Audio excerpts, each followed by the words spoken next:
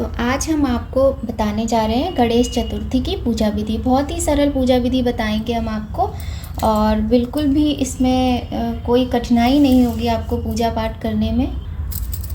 गणेश चतुर्थी, ये जो भाद्रपद माह की जो गणेश चतुर्थी होती है, ये बहुत ही ज़्यादा खास होती है, विशेष होती है। और इसमें लोग अपने घर में गणेश जी बिठाते हैं। और बहुत सारी जगह तो ऐसा कहा जाता है कि जो गणेश जी हैं वो 10 दिन के लिए भी बिठाए जाते हैं। जैसे कि महाराष्ट्र में गणेश जी 10 दिन के लिए बिठाए जाते हैं और बहुत ही धूमधाम से ये त्यौहार मनाया जाता है। 10 दिनों तक उनकी बहुत सुंदर तरीके से पूजा अर्चना की जाती है और उसके बाद उनका विसर्जन किया जाता है।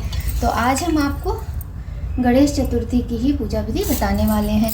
तो सबसे पहले हमने एक चौकी ले ली है, आपको एक चौकी लेनी है। और चौकी लेने के बाद में इस पर आप पीला कपड़ा बिछा लीजिए। पीला नहीं है तो लाल भी बिछा सकते हैं और हरे रंग का भी बिछा सकते हैं।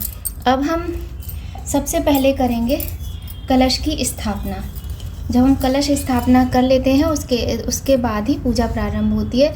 तो पहले हमने कलश ले लिया है, और कलश आप पीतल का ले लें, तांबे का ले लें, सबसे अच्छा मिट्टी का ले लें, लेकिन स्टील या फिर प्लास्टिक का ना लें। तो कलश में हम सबसे पहले गंगा जल डालेंगे। ये गंगा जल हमने डाल लिया कलश में। उसके बाद जो है कलश में हम जो बाकी सामग्री होती है उसको डालेंगे, जैसे कि सुपारी है, लौंग है, इलायची है। अभी दिखाते हैं आपको। ये देखिए, ये सुपारी है और लौंग है और ये कमलगट्टा है और ये कॉइन है। और इसके अलावा जो हमारे गणेश भगवान हैं, इनको इलायची भी ज़रूर चढ़ानी चाहिए, जो हरी इलायची होती है ना वो। तो ये सामग्री हम इलायची के साथ में ये हम डाल देंगे कलश में। और सारे कार्य आपको इस सीधे हाथ से, राइट हैंड से करने हैं। उसके बाद जो शुद्ध जल है वो हम इस कलश में भर देंगे, कंठ तक हम इसको भर देंगे। उसके बाद में जो ये कलश है हम स्थापित कर देंगे। ये चावल का आसन कलश देवता को हमने दे दिया है। और कलश जो होता है वो बहुत महत्वपूर्ण होता है, इस बात का हमेशा ध्यान रखिए। और कलश के गले पे ये जो है मौली ज़रूर बांधनी चाहिए, ठीक है। अब आपके पास आम के पत्ते हों, अशोक के पत्ते हों या फिर पान के पत्ते हों, आप कोई भी पत्ते कलश में लगा सकते हैं। जैसे अभी मेरे पास नहीं है यहाँ पर, तो मैं आपको ये डेमो वीडियो दे रही हूँ। तो यहाँ पर मैं एक ही पत्ता लगा रही हूँ, पर आप 5-7 इस तरीके से जो पत्ते हैं लगाएं, ठीक है। इसके बाद हम इस पर नारियल रखेंगे। नारियल आप पानी वाला ले लीजिएगा, अच्छा रहता है, जिसमें नारियल निकलता है। ऐसा नहीं लेना जिसमें पीने वाला पानी होता है, आप लीजिएगा जिसमें नारियल, बजा के देख लीजिएगा जिसमें पानी हो और जिसके अंदर का जो भाग खाया जाता है ना, क्योंकि कन्फ्यूज़न हो जाता है कई बार। तो यहाँ पर मैंने अपना श्रीफल ले लिया है और हम इस तरीके से नारियल को रख देंगे। तत्पश्चात हम क्या करेंगे, अपने जो गणेश जी हैं उनको विराजित कर लेंगे। तो आप अगर विसर्जित करने के लिए आप मूर्ति स्थापना करते हो, तो आप बिल्कुल जो एकदम जो कच्ची मिट्टी की मूर्तियाँ होती हैं वही हैं जो आसानी से पानी में घुल जाती हैं, और प्लास्टर वगैरह की मूर्तियाँ आप ना लें। तो यहाँ पर हम पूजा कर रहे हैं तो हम पूजा वाले गणेश जी ही आपको दिखा रहे हैं। और ये देखिए, भगवान विराजित हो गए हैं। इसके अलावा भगवान गणेश जी के साथ साथ हमें रिद्धि सिद्धि की भी इच्छा होती है कि हमारे घर में रिद्धि सिद्धि भी आए। तो यहाँ हम ये सुपारी से रिद्धि सिद्धि माता की स्थापना कर लेते हैं इस तरीके से।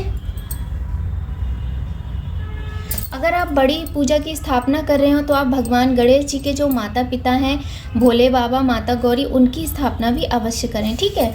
तो इस तरीके से ये हो गया। अब हम यहाँ पर एक दीप प्रज्वलित करेंगे। इसके बाद हम पूजा प्रारंभ करेंगे। तो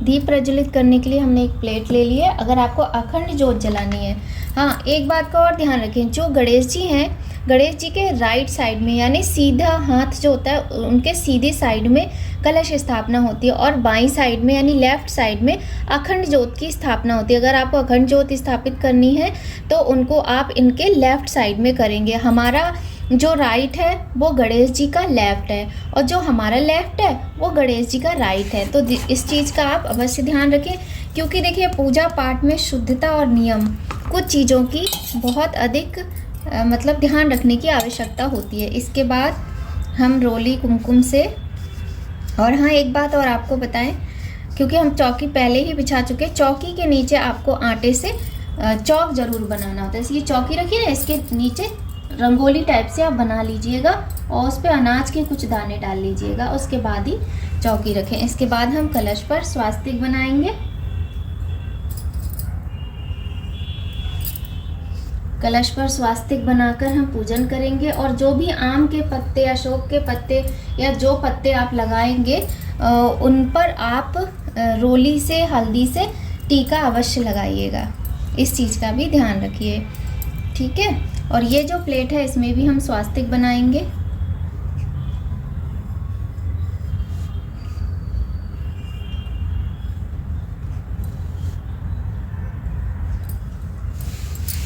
ये देखिए, इसके बाद हम कुछ अक्षत के दाने इसमें डाल लेंगे और ऐसे यहाँ रखेंगे। आपको अखंड जोत जलानी है तो आप यहाँ बाईं तरफ गणेश जी के स्थापित कीजिएगा, इस बात का आप विशेष ध्यान रखिए। तो सबसे पहले हम दीप प्रज्वलित कर लेते हैं, धूप जला लेते हैं।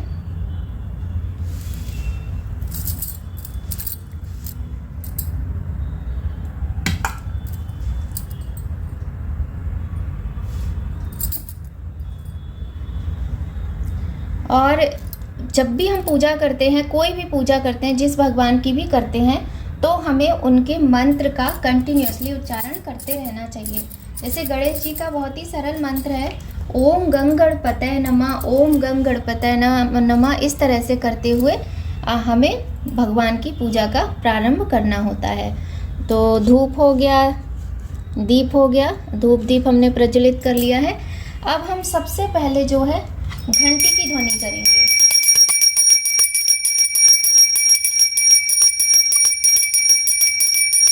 इस तरीके से घंटी बजाकर, घंटी की ध्वनि देखिए बहुत ही शुभ मानी जाती है और हर पूजा में बहुत ही आवश्यक होती है। ये बात आप ध्यान रखिएगा, ठीक है। अब यहाँ पर हमने दीप प्रज्वलित कर लिया है, कलश स्थापना हो गई। अब हम यहाँ करते हैं पूजा का प्रारंभ। तो सबसे पहले हम भगवान को जल अर्पित करेंगे और ओम गंग गणपतये नमः बोलते हुए, ओम गंग गणपतये नमः, ओम गजाननं भूतगणादि सेवितं कपित्थ जम्बो फलचारुभक्षणं उमासुतं शोक विनाशकारकं नमामि विघ्नेश्वर पाद पंकजम। और इस तरीके से हम करेंगे, ठीक है, भगवान का मंत्र बोलते हुए। अब हम सबसे पहले चंदन से भगवान को तिलक करेंगे, ठीक। तो चंदन है ये, और भगवान को चंदन से तिलक करेंगे और रिद्धि सिद्धि माता को भी करेंगे, क्योंकि चंदन जो है वो माता रानी के भी लगाया जाता है। नारियल को करेंगे और कलश पूजन वैसे हम कर चुके हैं, एक बार फिर कर लेते हैं।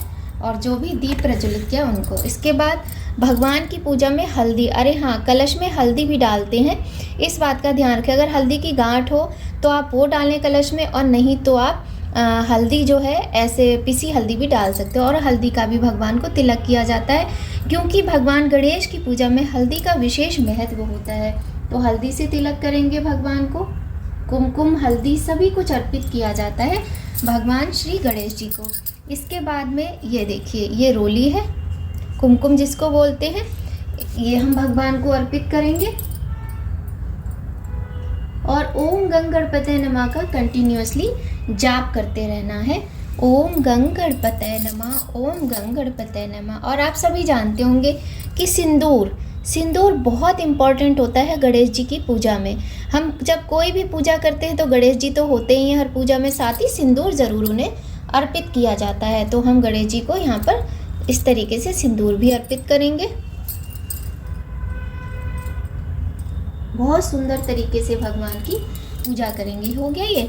अब हम भगवान को अक्षत चढ़ाएंगे। इस तरीके से हमने भगवान को अक्षत चढ़ा दिए और भगवान के मंत्रों का उच्चारण करते रहना है। और हाँ, अपने माथे पर तिलक करना भी मत भूलिएगा। कोई भी पूजा करते समय एक बात और ध्यान रखिए, जब हम अपने माथे पर तिलक लगाते हैं तो हम भगवान को जिस चीज़ से तिलक लगाते हैं उस चीज़ से स्वयं को तिलक नहीं लगाते हैं।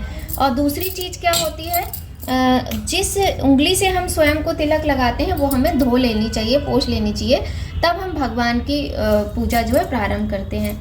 इसके बाद सबसे पहले जो है हम भगवान गणेश जी को जनेऊ अर्पित करेंगे। तो जनेऊ अगर आपके पास नहीं है तो आप कलावा यानी मौली भी अर्पित कर सकते हैं। तो इस तरीके से ये जनेऊ है, हमारे पास पीले रंग का है, और आपको सफ़ेद जनेऊ मिले तो उसको हल्दी से पीला कर लीजिएगा, ठीक है। तो ये भगवान गणेश जी को हमने जनेऊ अर्पित कर दिया है। और इसके बाद में हम भगवान गणेश जी को दूर्बा, कुछ बातों का विशेष ध्यान रखिए, जैसे कि सिंदूर है, दूर्बा है, ये भगवान को अवश्य ही अर्पित करनी है, ठीक है। ये बातें विशेष होती हैं, इनका ध्यान हमें अवश्य रखना चाहिए। इसके बाद हम भगवान को भोग अर्पित करेंगे। तो भोग में फल हैं, मिठाइयाँ हैं, जैसे हम सभी जानते हैं भगवान को मोदक प्रिय हैं। तो मोदक अभी मैंने ना बनाए हैं ना ही मंगाए हैं। यहाँ पर मेरे पास गुड़ है इसमें, और कुछ इलायची है। देखिए भगवान गणेश जी की पूजा में इलायची भी अवश्य रखनी चाहिए। तो ये हरी इलायची है, ये है, और गुड़ है, और इनका मैं भगवान को भोग लगाऊंगी। इस तरीके से प्रभु भोग स्वीकार करें। ये देखिए कुछ किशमिश है, गणेश जी को ये भी बहुत प्रिय है। इस तरह हमने भगवान को भोग लगाया, और यहाँ पर हम कुछ फल भी भगवान को अर्पित करेंगे। तो गणेश जी को केला बहुत ही प्रिय होता है, तो हम केले का भोग लगाएंगे। और तो भगवान को हमने केले का भोग लगाया है और सेब का भोग लगाया है। आपके पास कोई प्लेट हो तो आप प्लेट में रखकर भगवान को भोग अर्पित करें, और ऐसे भी कर सकते हैं। यदि नहीं है, भगवान को पुष्प चढ़ाएंगे।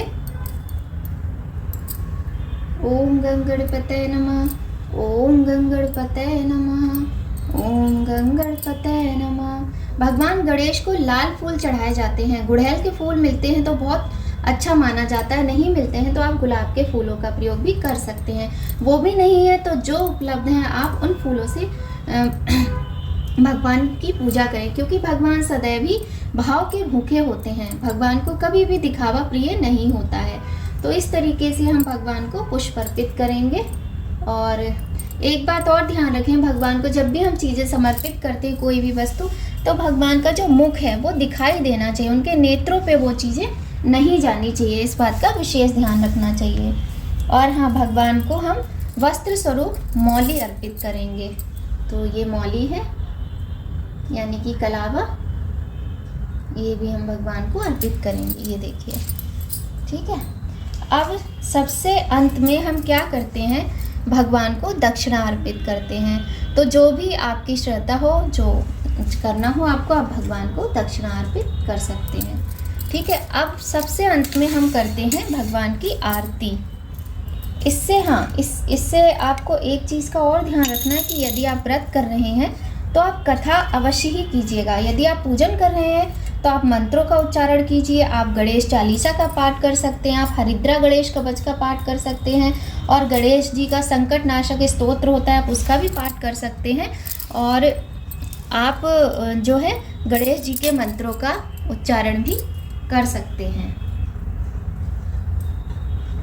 और यदि आपने व्रत रखा है तो गणेश जी का जो कथा होती है गणेश चतुर्थी की, वो आपको मेरे चैनल पर मिल जाएगी।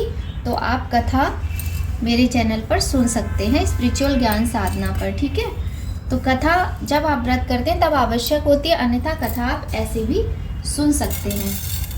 तो अब हम भगवान की आरती करेंगे।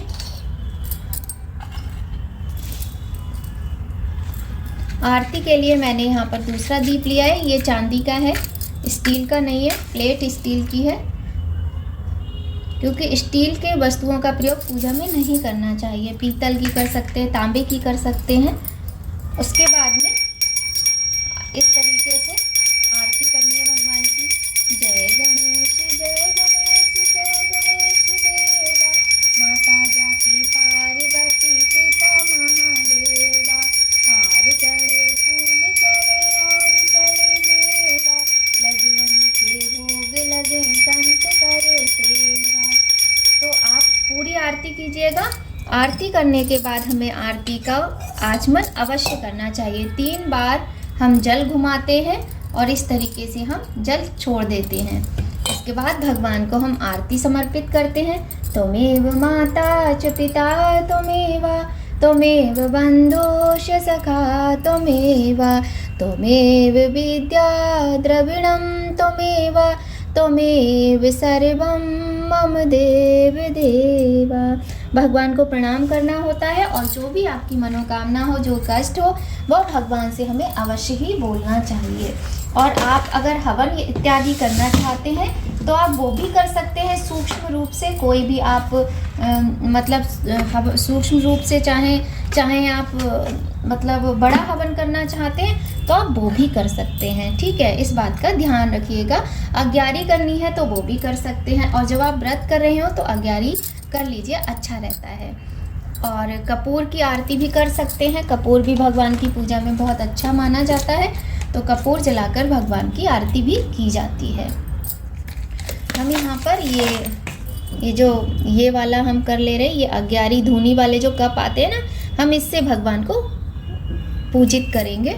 इससे हम धूनी जलाकर भगवान को धूनी देंगे। तो आप दोनों तरह से कर सकते हैं।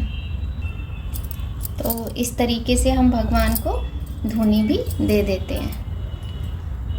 ये देखिए, यदि आप अग्यारी करना चाहें तो अग्यारी कर सकते हैं, सूक्ष्म हवन करना चाहें तो सूक्ष्म हवन कर सकते हैं। अब यहाँ पर जो हमने भोग लगाया है भगवान को, तो करीब 1 घंटे तक भगवान के आगे ही रखा रहने दीजिए। उसके बाद आप 1 घंटे के बाद भोग उठाकर प्रसाद स्वरूप आप अपने घर में सभी लोगों को देकर बांटकर ग्रहण कर सकते हैं। ठीक है, और चौकी आपको 1 दिन नहीं हटानी। जैसे जिस दिन आपने लगाई, जिस दिन गणेश चतुर्थी है उस दिन चौकी नहीं हटाई जाती है। इस बात का विशेष रूप से ध्यान रखिएगा। चौकी हटाने के लिए आपको, अगर आपने 1 दिन के लिए विराजित किए हैं तो आप अगले दिन चौकी हटाएं, लेकिन आप इस बात का भी साथ ही ध्यान रखें कि जो अगला दिन आपका पड़ेगा, जैसे इस बार 7 तारीख को है गणेश चतुर्थी, तो अगला दिन आपका कौन सा पड़ेगा। कोई अच्छा दिन हो तो अगले दिन उठा सकते हैं, नहीं तो आप 3 दिन के लिए लगा सकते हैं, 5 दिन, 7 दिन और 10 दिन के लिए भी भगवान गणेश जी की चौकी आप लगा सकते हैं। तो इस तरीके से बहुत ही सरल विधि से हमने आपको पूजा की विधि बताई है यहाँ पर, और आप बड़ी ही आसानी से घर में उपलब्ध सामग्री के साथ भगवान गणेश को प्रसन्न कर सकते हैं। गणेश भगवान जी रिद्धि सिद्धि के देने वाले हैं, सद्बुद्धि देने वाले हैं। इनके बिना तो कोई कार्य होता ही नहीं है। विघ्नहर्ता श्री गणेश जी सभी के कष्टों को दूर करके आप सभी की मनोकामनाओं को पूर्ण करें, अपने भक्तों के विश्वास को पूर्ण करें, ऐसी कामना करते हैं। अगर आपको वीडियो थोड़ी भी हेल्पफुल लगे या अच्छी लगे तो लाइक अवश्य करें। तो चलिए मिलते हैं आपसे नेक्स्ट वीडियो में। जय माता की, राधे राधे, और विघ्नहर्ता गणेश जी का आशीर्वाद सभी पर बना रहे।